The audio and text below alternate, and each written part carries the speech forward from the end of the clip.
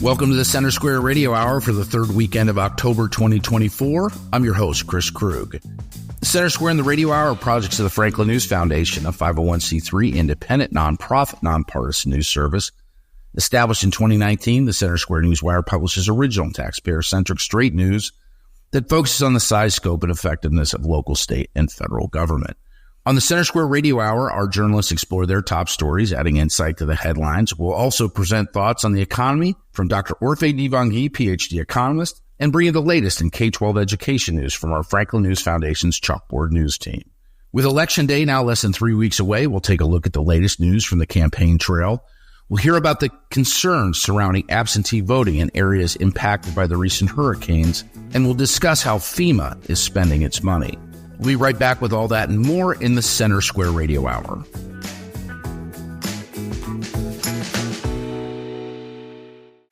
Teacher Lauren Johnson returned all the graded essays but one. He believed that one student was capable of more. I don't believe taking the middle of the road is your philosophy. This time, write something you really believe. The student wrote a new one about excellence.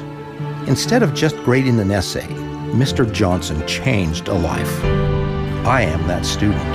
I became a writer, and I wrote this to thank him.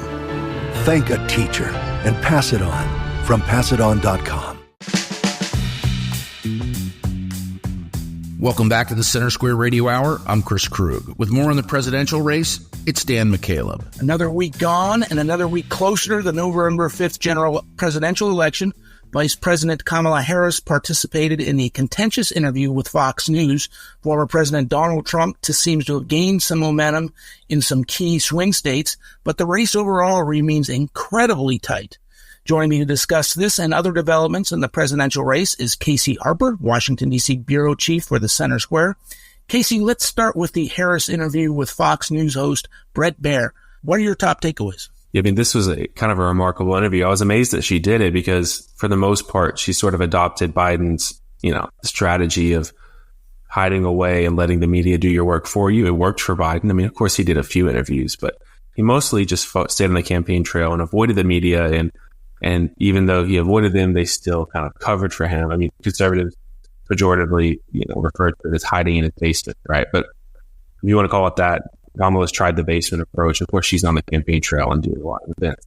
So anyway, I thought it was interesting that of all things to choose, she's here with Bret Baier, who can be known. I mean, he was really tough on Trump in that interview.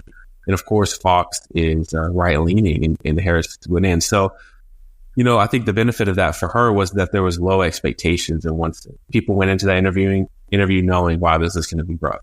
So I think the fact that she didn't totally bomb it helped her.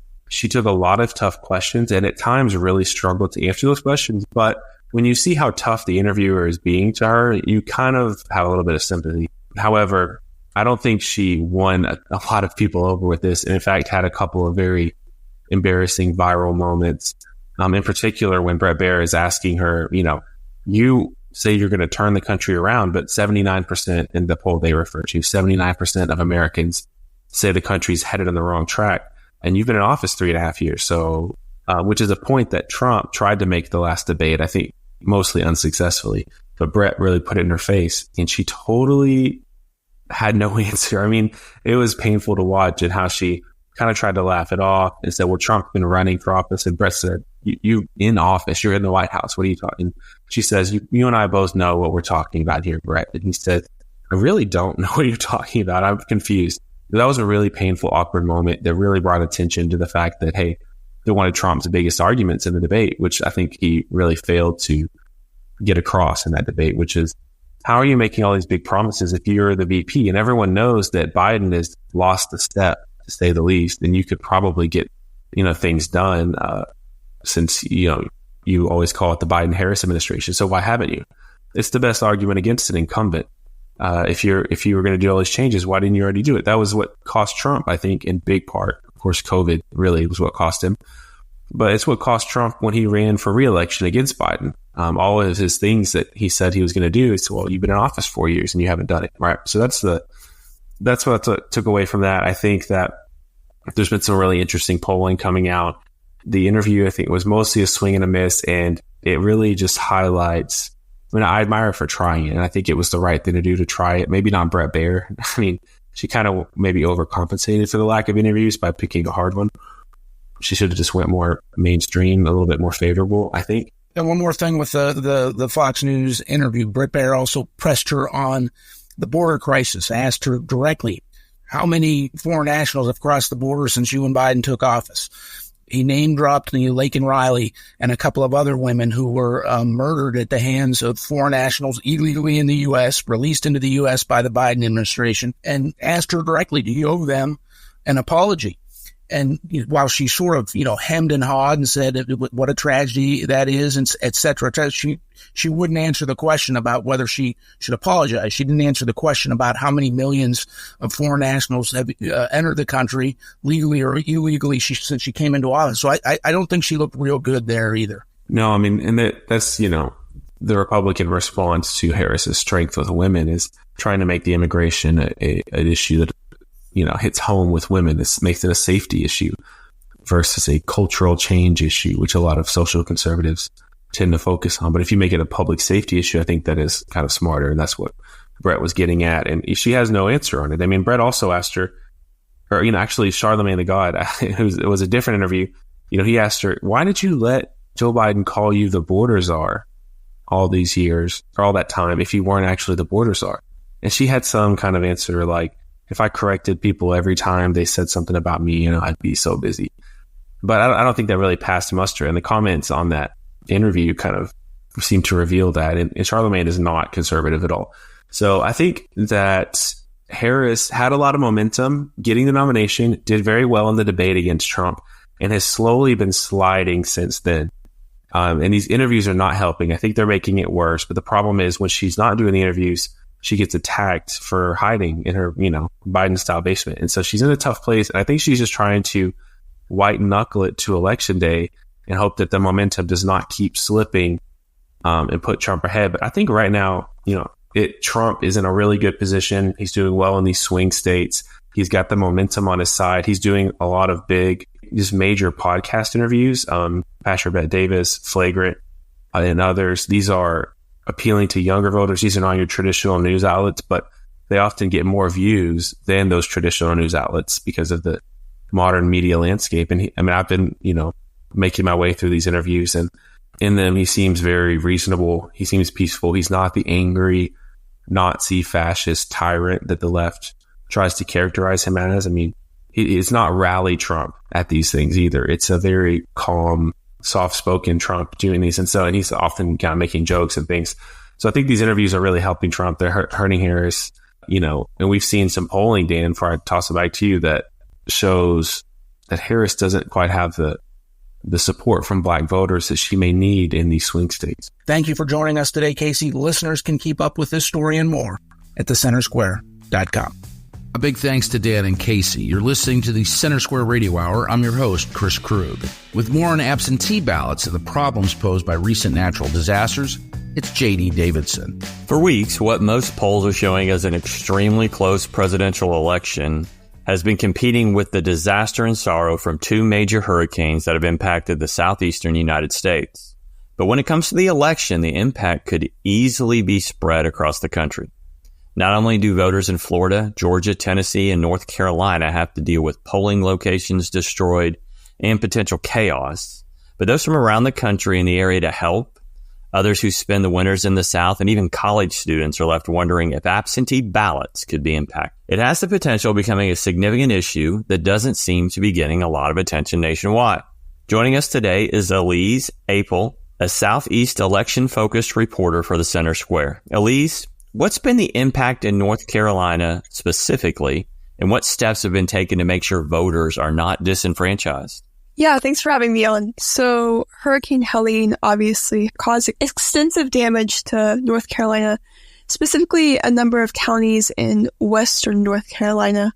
So the state election board there met a number of days ago just to kind of talk about what steps can be taken, especially in those, western North Carolina states where in a lot of cases, not only are, polling places, not open, they're totally gone.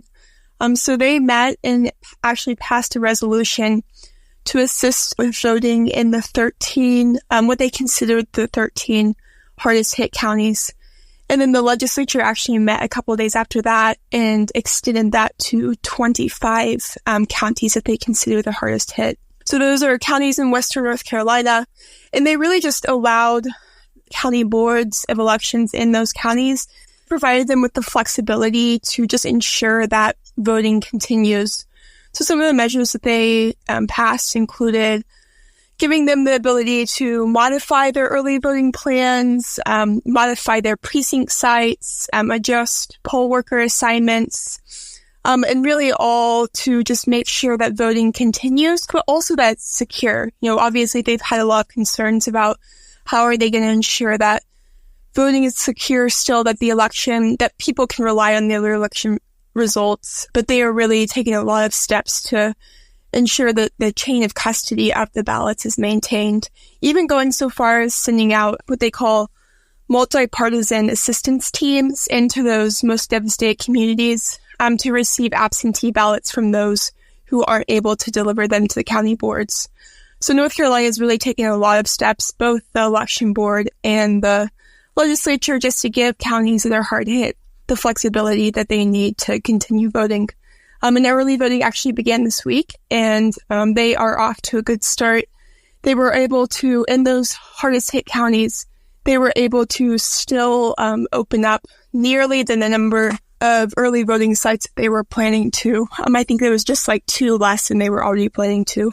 Obviously, locations have changed, but they are still open and ready for people to vote. It's very interesting that North Carolina has taken those proactive steps. I know in Tennessee, they're dealing with absentee ballots that had already been mailed out, now are lost. Polling places have to be moved. An election commission office had to be moved. Also, in Florida, according to the U.S. Postal Service, there are about 25 postal facilities in the state that are not open. And there are more than 150,000 pieces of delayed mail from Hurricanes Helene and Milton. So that kind of leads me into the piece that I wrote this week. And it was not satisfying, the answers that I have. And I'll talk a little personally. What led me to this story was I have 2 children who are from Ohio, but go to the University of Central Florida in Orlando, and were asking me about absentee ballots. So I went to my local board of elections and said, hey, what do my kids need to do to get an absentee ballot? And told them they were in Orlando. So the response was, well, they need to go online and request an absentee ballot, but we don't know what's going to happen. So I understand the quick movement in North Carolina and other places to kind of get the top of mind stuff up and running.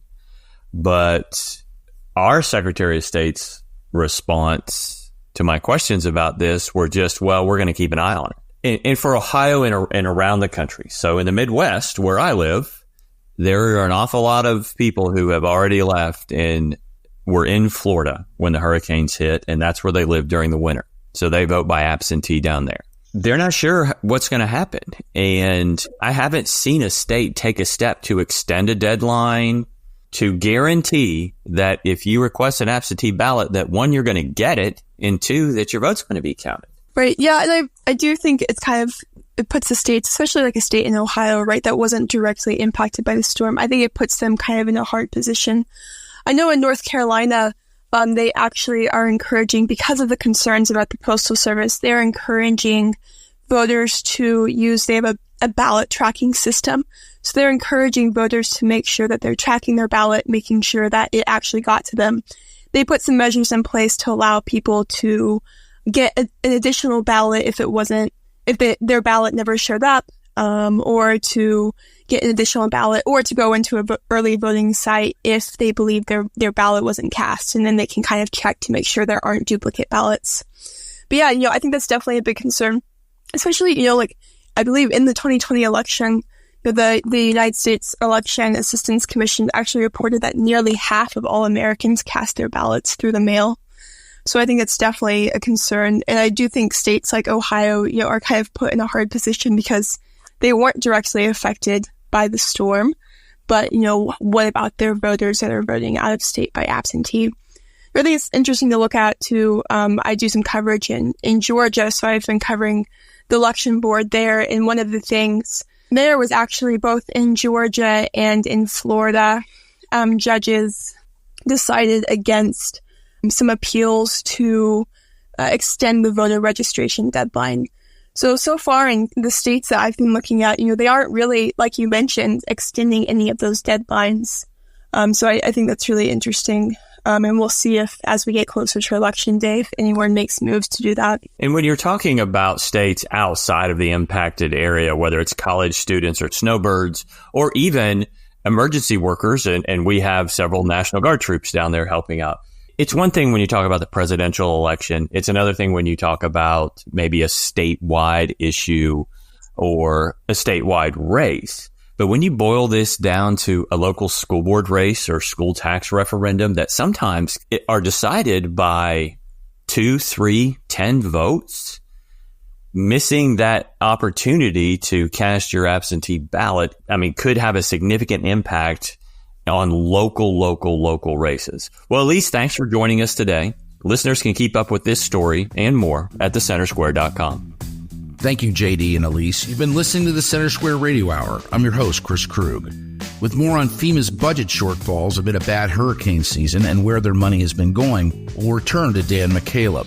The Federal Emergency Management Agency, otherwise known as FEMA, is the agency of the federal government charged with responding to natural disasters such as hurricanes and other emergencies. With 2 major hurricanes hitting the coastal U.S. in recent weeks, FEMA came under fire recently when Department of Homeland Security Secretary Alejandra Mayorkas, whom the agency falls under, said it was running out of appropriated money to respond to such disasters, as it also spent tens of millions of dollars responding to the border crisis.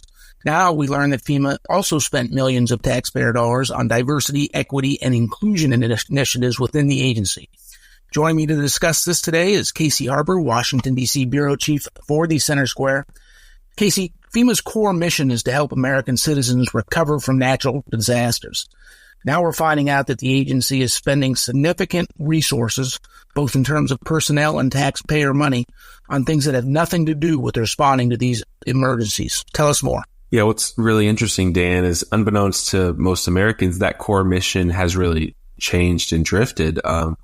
When you look at what FEMA says about itself, it no longer says that saving Americans' lives is its only core mission. It also talks about creating a diverse, equitable community as a core mission. I think it uses the word foundational.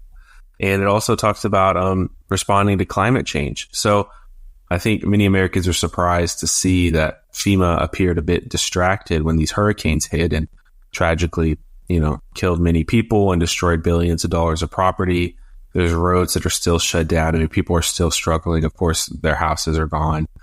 As people's lives change forever. But FEMA's working part-time on that issue because they are, as you said, focused on other things. Now, Dan, this is such an interesting story because we were one of the first people to report on this spending of hundreds of millions of dollars, probably over $1 billion, just since Biden took office, on migrants, resettling migrants, making them comfortable, moving them around, finding housing for them. And it's interesting because the mainstream and, of course, the liberal media outlets just played total defense for the White House on this and claimed that this story was debunked, was fact-checked, untrue, was misleading. And I was kind of befuddled by this, Dan. The White House called me as well and tried to pressure me into changing things. But just the facts were very clear. It is true that within an agency the size of FEMA, there are multiple, bank accounts or buckets of money. And it's not as if there is, the money, the hundreds of millions to help migrants is a separate bucket than the money to help people with disaster relief. And so that fact is why the White House and some media said this story was debunked. But first off, our initial reporting never said they came from the same source. In fact, it said the opposite. It pointed out that very fact. But the point is, Dan, and I'll hand it back to you after this, Congress has made a point to appropriate, more than enough money to help migrants, but we don't have more than enough to help those who are struggling with hurricanes when we know hurricane season is coming. So I think it's really a question of priority. and a question of focus for FEMA. Casey, there's still more than 90 people missing in North Carolina from Hurricane Helene. More than 500 roads are still closed. Of course, Hurricane Milton hit Florida shortly after Hurricane Helene. I guess I'm not understanding it. Why is there not sole purpose not to help Americans recover from these devastating natural disasters? Yeah, I mean, this, I know it is surprising to a lot of people, but this is not just a FEMA issue. It's happened across the federal government. Essentially, every agency has been co-opted, its time, its resources, and its focus moved towards DEI stuff. And so you have all these bureaucrats, these top, well-paid executives within these federal agencies, and their only job is to increase equity. And so it's a very nebulous term. And so what they do is they create papers and they have these long meetings and seminars like they've been having at FEMA, where they talk about how we can get, more aid. I mean, this is pretty amazing, but the New York Post reported on this one, but in one example that kind of highlights this change in focus, these FEMA administrators, one in particular is on a Zoom call for a equity webinar for LGBT issues. And this federal government employee is talking about how we can transition FEMA away from saving as many people as possible to changing that framework to having more of a helping advance equity.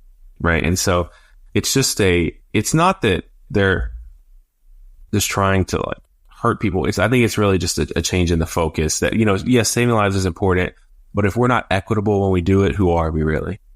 And we've seen the same, you mentioned it's not just FEMA. We've seen the same change of priorities in other agencies, including the Department of Defense, which is responsible, obviously, for national security, protecting the homeland from things like this. And now with the border crisis, the U.S. Orchestrated border crisis, allowing millions. The Center Square has reported exclusively more than 14 million foreign nationals have entered into the U.S. since the Biden-Harris administration. And then these new DEI initiatives, they're just becoming a distraction. Final thought. Yeah, and a taxpayer-funded distraction. I mean, I don't think that anyone wants FEMA to be racist, of course. And we want, of course, we want different treatment of different people at FEMA. But this kind of kernel of a good idea has metastasized into this huge, very expensive labyrinth of staff and documents and ideas that is much more about gender and sexuality, actually, than about race these days. And so that is just siphoning off a lot of federal workers' attention and funds. And they kind of get away with it until something big like this happens and people say, hey, what's going on over there? And now we know. Thank you for joining us today, Casey. Listeners can keep up with this story and more at thecentersquare.com. Thanks to Dan and Casey for that update. That will do it for the first half of the Center Square Radio Hour. After the break, we'll look at more top stories from across the nation. What do new crime statistics from the FBI show about changes in crime and reporting in recent years? How do voters view the Biden administration's changes to Title IX? And what are the long-term economic impacts of a hurricane? All that and more when we return on the Center Square Radio Hour.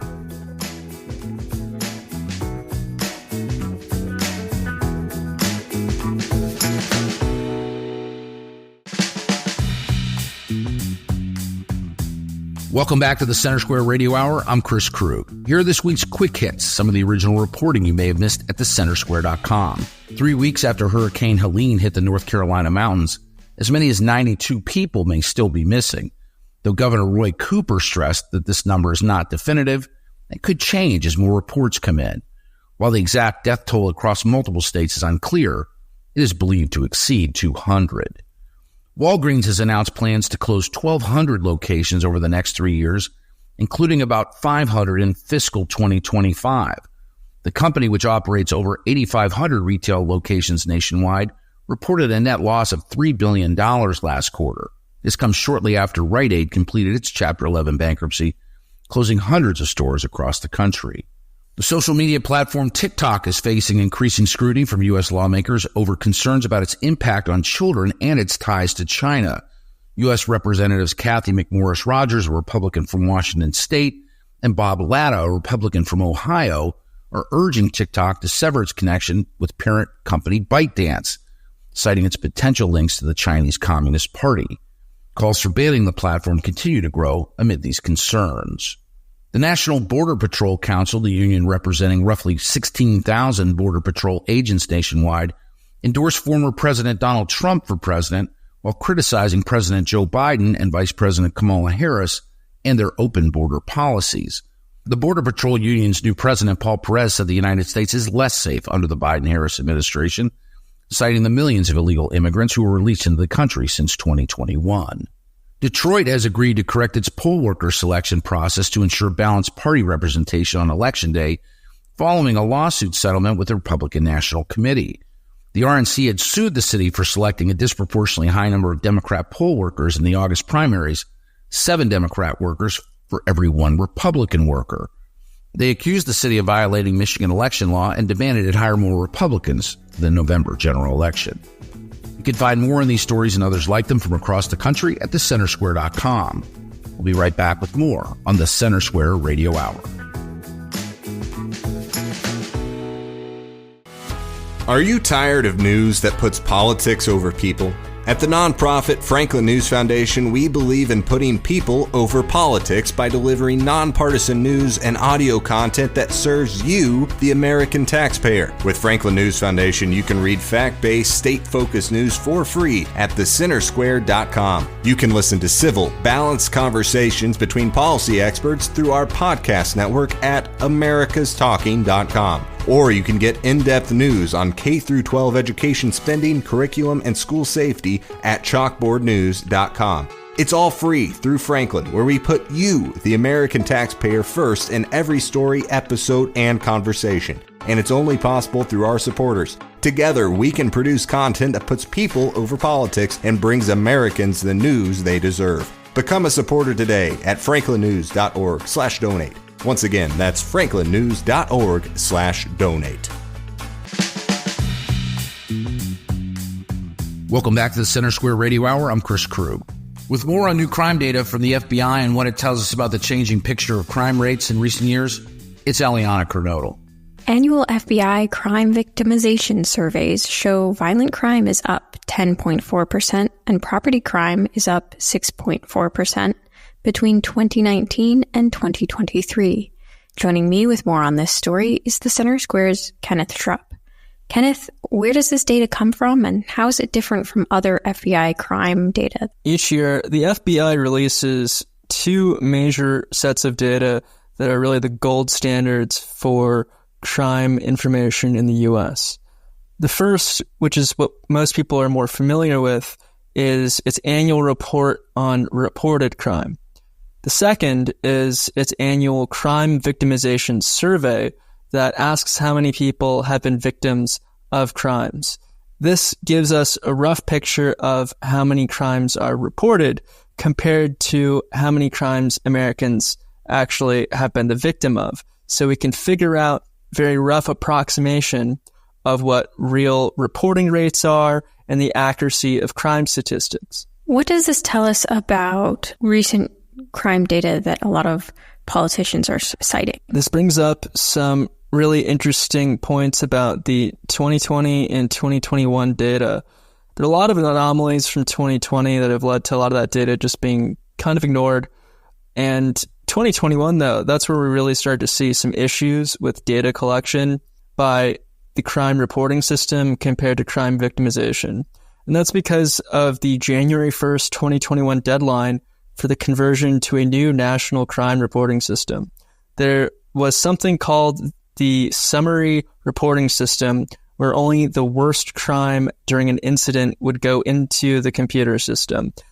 Now, this new system allows up to 10 crimes per incident to be recorded, which gives us a better picture of how many and what kinds of crimes are being committed in the area. There's a lot more data that's included in this new NIBRS system, NIBRS, but that's generally the gist of it.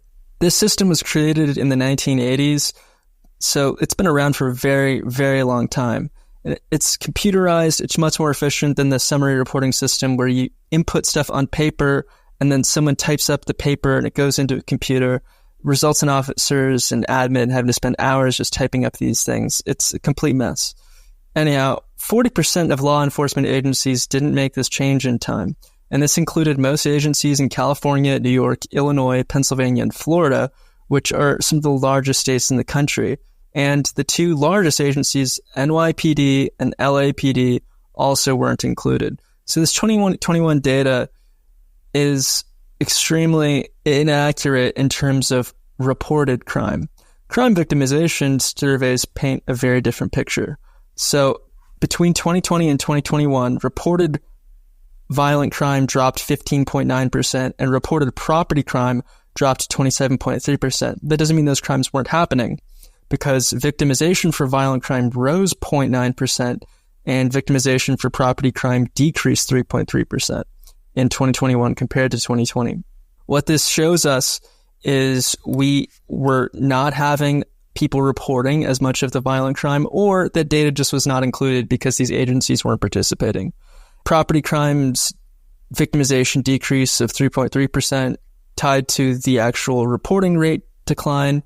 Again, that just highlights that property crime is actually significantly underreported compared to violent crime. The ratio of reported violent crimes victimization, that is, if you look at roughly how many crimes were reported to what is the victimization rate, declined from about 85.6% in 2020 to 71.4% in 2021. So that's a major decline in violent crime reporting. But the real drop was in property crimes. It used to be in 2020 that 51.6% of property crimes seemed to be reported. In 2021, that was just 38.8%.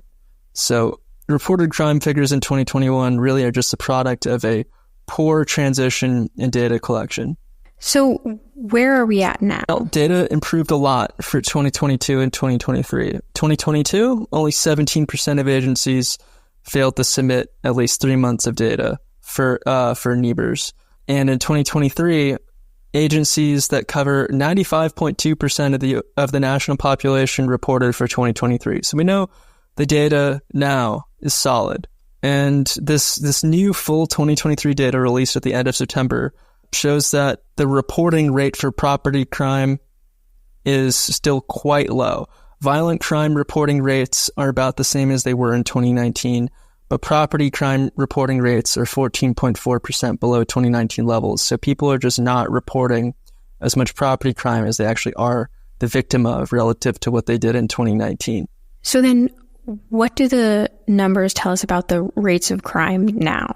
So yeah, as we noted earlier, the crime victimization surveys do show that violent crime is up 10.4% since before the pandemic, and property crime is up 6.4%.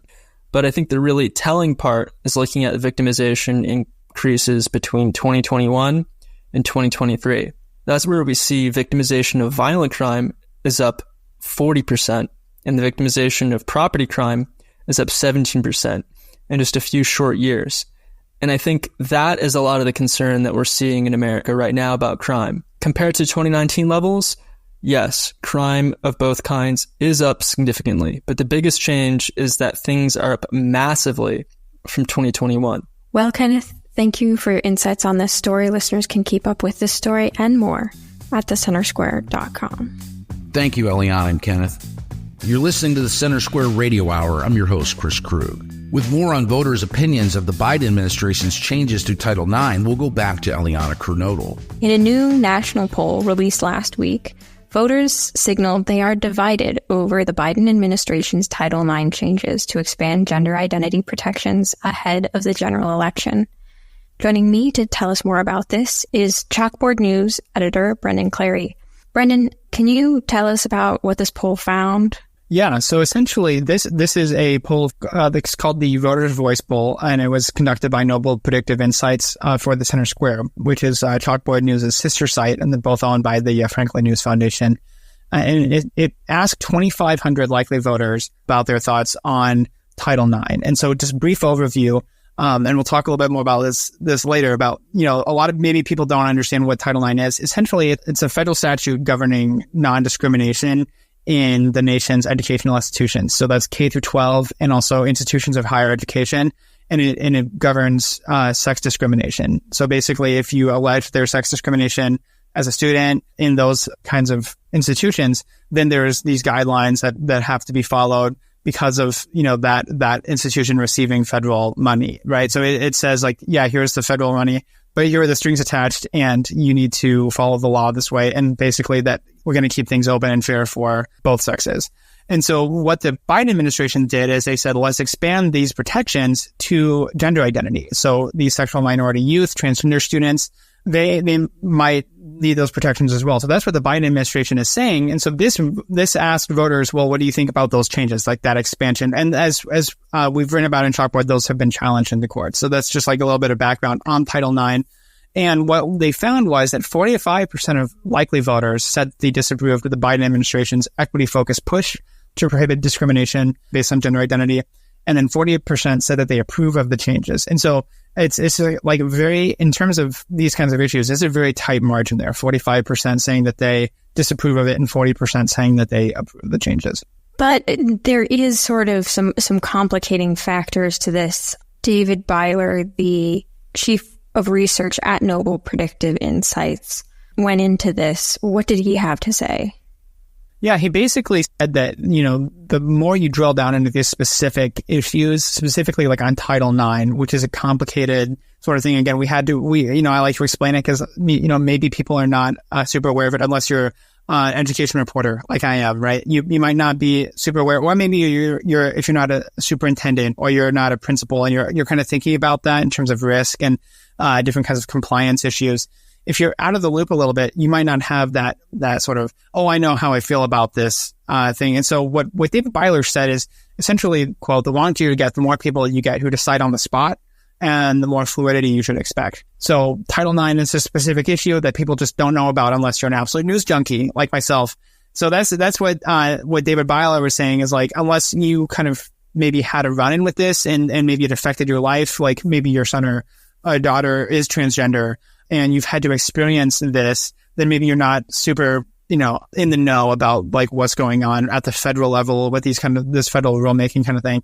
So you have to do some explaining. So that's part of the thing that they did with this poll is try to say like, we're going to balance the arguments from both sides. So essentially they kind of framed it as, they're expanding the rule to protect these LGBTQ plus people. But that also kind of has that other argument there of allowing these transgender women to use women's bathrooms and locker rooms. And so that's some of the cultural like flashpoints that we've seen in a lot of school board meetings, right? As parents be saying like, I'm concerned that there won't be safe spaces for my daughters to play sports or like go to the bathroom. And so there is like this controversy in a lot of different schools, nationwide about this issue. And so they tried to really balance that together and see what voters said. And we still had that 45% saying that they disapproved of the 40% saying that they do approve.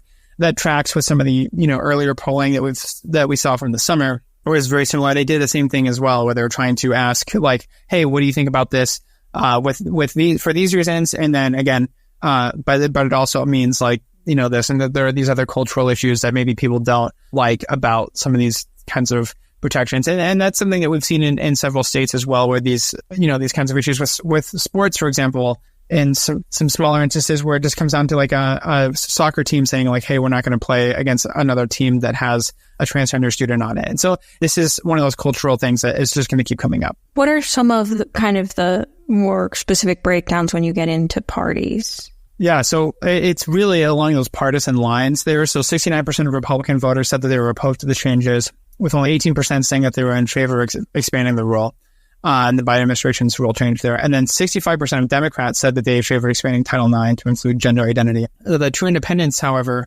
they said that they were more likely to disapprove of the changes, with 50% of likely voters who are true independents saying that they oppose the rule and 30% saying that they approve it. So that's, I think, very interesting because these are these sorts of true independents there that are not going to necessarily vote Democrat or Republican, even though they're saying they're independents.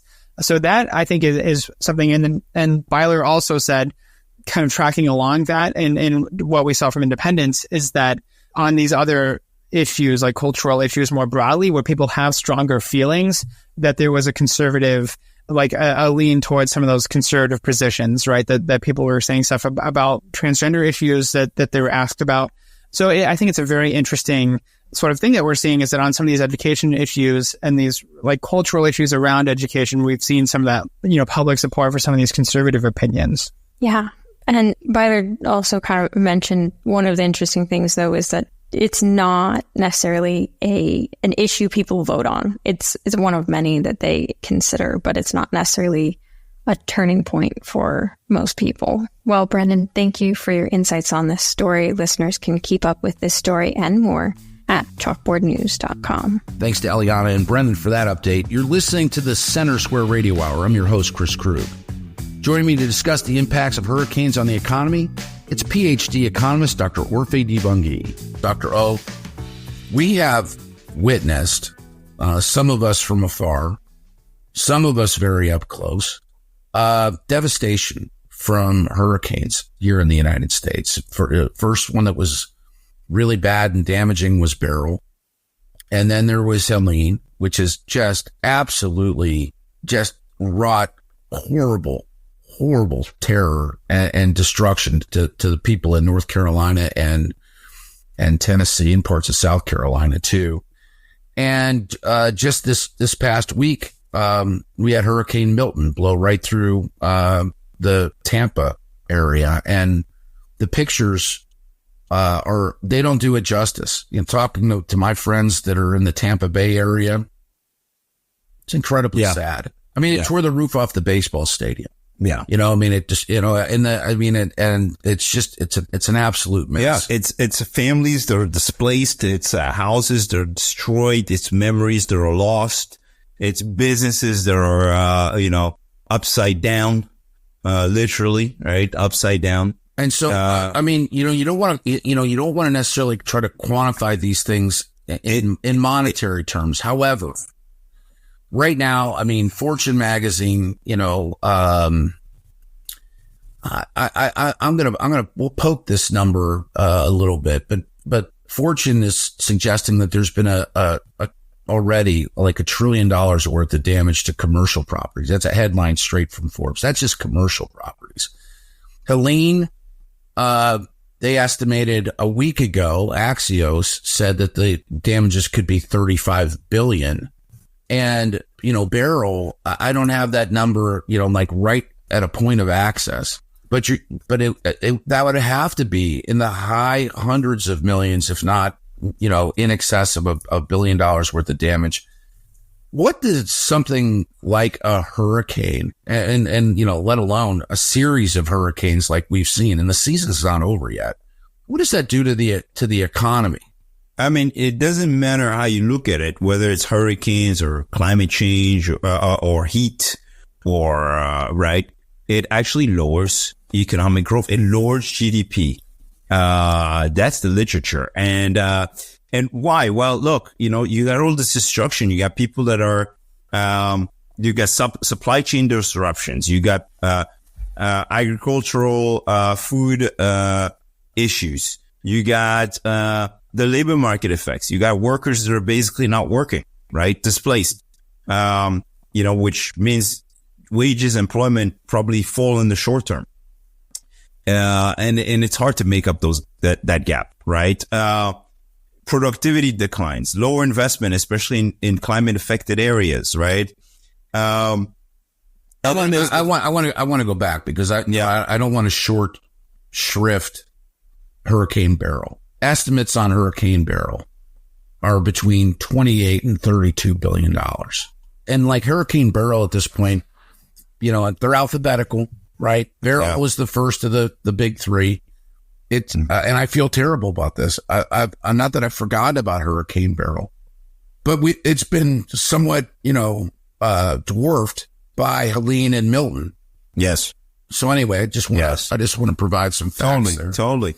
And these things we've seen this. I remember Hurricane Katrina back in 2005. We've seen the damage. It just so happens it's more and more frequent, right? And maybe worse than it used to be. But the cost is just rising and rising. Then you also have the government facing increased fiscal burdens from disaster relief, reconstruction, social welfare programs, right? Right. On top of existing,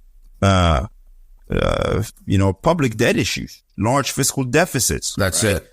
Okay. Then we got insurance costs. Oh, time out. Yeah. Time out. Yeah. And international spending. Yeah. And the dollars dollars that leave the United States to fund wars in foreign countries, $1 could be spent one time. Well, look, I mean, again, governments have to make decisions, and some people, they have to weigh the allocations carefully, right? And like, how do we make these fiscal decisions, right?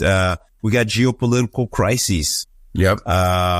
Abroad, that could make their way back here, that could potentially affect us in terms of food and access to food and certain commodities, right? Thinking about the oil in the Middle East. We got all kinds of problems going on. And then all of a sudden, on top of that, we get these hurricanes that come out of nowhere. Insurance, I see this all the time because I deal in housing, right? And insurance costs have gone up a lot. It doesn't matter where you live. Insurance costs have gone up. But if you're in those areas, for some people, it even means they can't even get insurance anymore. Right. I think, and that's just absolutely terrible. What's going on? The impact is unbelievable. It's huge. So yeah, that's the economic impact of hurricanes. Now, there's some research that says that, as these things happen, some of the people who are, and again, only the people who are able to do so will relocate to nearby counties, unaffected counties. And that might actually stimulate the nearby unaffected counties. Right.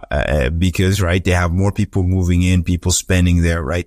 But unfortunately, it's very often only the haves, the people who are able, who have the financial means to relocate rapidly, to go and buy a house or rent a house in the nearby county, to go restart. But there's so much devastation that the majority of people are really struggle. Pray for the people that have been affected by this. And I appreciate your thoughts as always, Dr. O. That'll do it for another week of the Center Square Radio Hour. The Center Square Radio Hour is a production of America's Talking Network, produced by Eliana Kernodle. If you missed some of today's show, you can find it at americastalking.com. I'm Chris Krug, and on behalf of everyone at Franklin News Foundation, thank you for listening to the Center Square Radio Hour.